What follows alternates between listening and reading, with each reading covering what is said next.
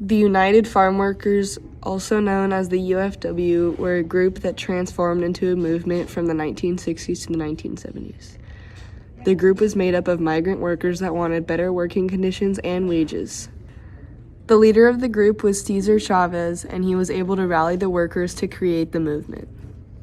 The purpose of the movement was to empower migrant farm workers to fight for their needs.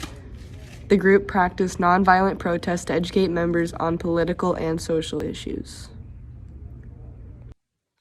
Cesar Chavez was born on March 31st, 1927.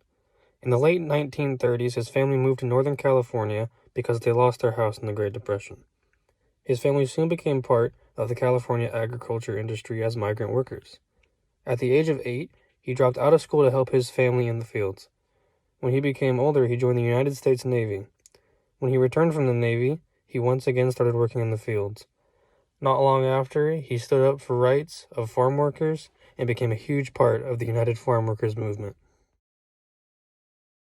You changed in your outlook. What have you learned in these years? Oh, a lot. I've learned that in our work, in the issue of the environment, the issue of pesticides, and the issue of protecting workers on their job site, that we really cannot hope for any action from government. That if it's going to be done, it has to be done at the marketplace. Public action is going to be where we're going to see some results, and that's been the history of the union. The movement itself, led by Cesar Chavez, did protests and boycotts as a union. In 1965, the union decided to make their protests more specific, and they boycotted different large growers in the area.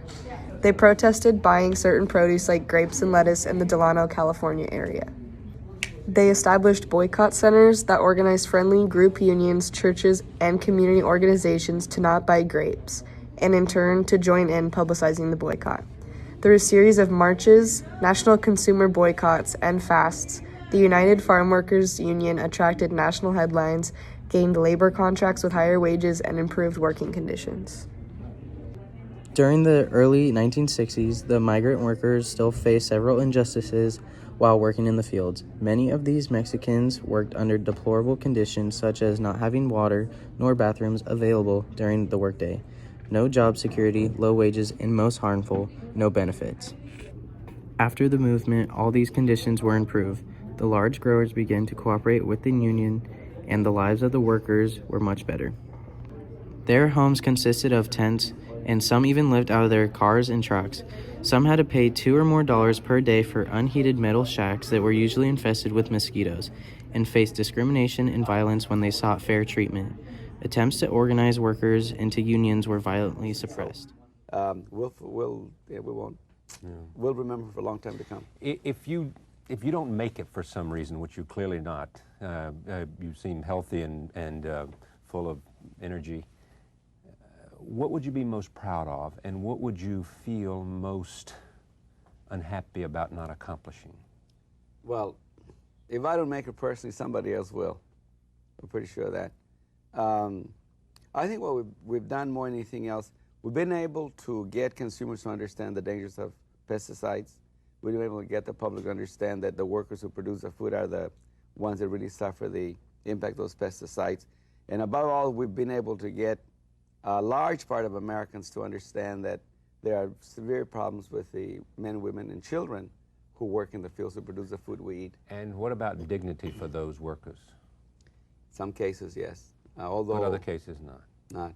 In those cases where they've been able to be successful in their own union, a lot of dignity, a lot of better wages and conditions, and the things that go with having a union. But unfortunately, a small number of them, still yet, many people need to be helped. What do you say to those who would look at you and say,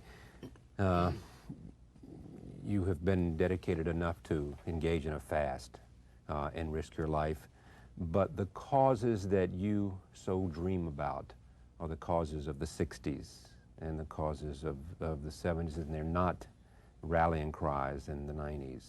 Well, no. The environment is a rallying cry today more. We were involved in the environment back in beginning in the mid-50s. We're still involved pretty much. So that's a rallying cry today. The issue of human dignity is pretty much an issue today. we're involved in the issues of human beings. So they're not past, they're present. And Yeah.